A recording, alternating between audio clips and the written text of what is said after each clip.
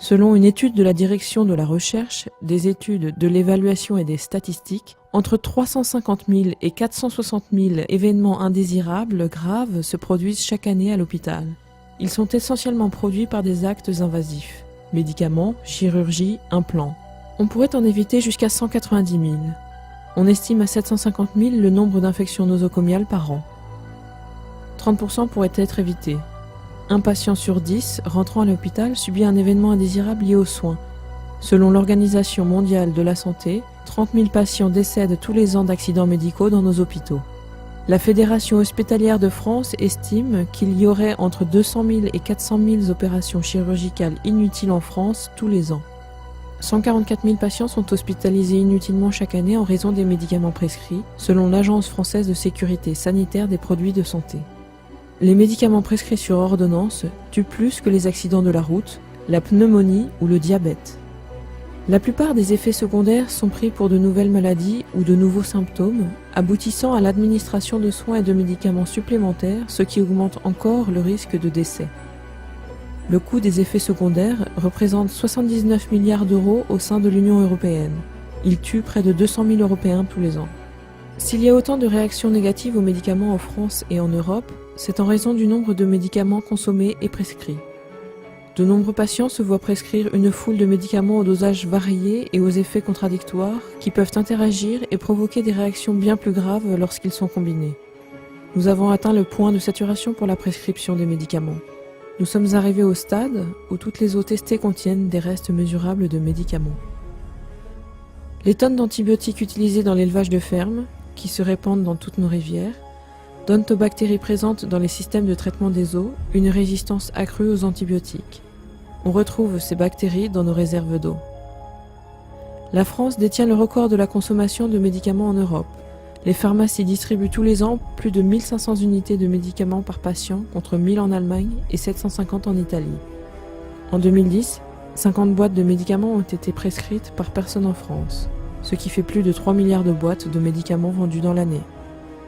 50% des Français âgés de plus de 65 ans prennent entre 1 et 4 médicaments chaque jour. 38% de ces Français prennent de 5 à 10 médicaments par jour. 1% de ces Français prennent plus de 10 médicaments différents par jour. Les médecins français prescrivent 4 fois plus que les médecins britanniques, irlandais, italiens ou grecs, et 6 fois plus que les Danois, les Belges et les Allemands, selon le chercheur Bertolt Würmser, un expert européen sur les questions de santé. À âge égal, beaucoup de Français ont des problèmes de santé qu'ils n'avaient pas il y a 20 ans. Les maladies dégénératives sont de plus en plus répandues. L'incidence de plusieurs cancers a doublé. 12% des personnes âgées de 80 ans sont atteintes de démence sénile que l'on pourrait éviter. Nos personnes âgées sont assommées de médicaments et ne s'en portent pas mieux. Le système de santé en France privilégie le traitement de la maladie et non la prévention. Si l'on en juge par les seules dépenses de santé, la France devrait être le pays où l'on vit le plus longtemps en bonne santé. Mais ce n'est pas le cas. Le pire, c'est que nous savons pourquoi. Le système de santé ne traite que les maladies. Cette politique est liée aux stratégies de marketing ultra sophistiquées des grands laboratoires pharmaceutiques. La fraude, autant chez les patients que les prescripteurs, et par l'industrie pharmaceutique elle-même. Les prescriptions systématiques et erronées. Les procédures médicales et les hospitalisations inutiles. La médecine moderne ne s'occupe plus de la santé. C'est une industrie mercantile de la maladie qui ne peut survivre que si des millions de personnes deviennent malades et le reste.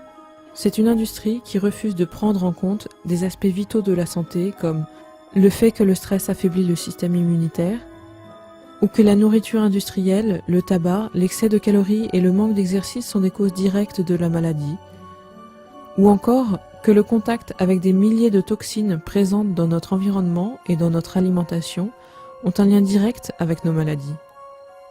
On nous dit de faire attention au soleil, mais de plus en plus de personnes meurent chaque année de cancer en raison de manque d'exposition au soleil. Le marketing mensonger a changé nos habitudes alimentaires. Les consommateurs se sont massivement tournés vers les produits alimentaires industriels ou mauvais pour la santé.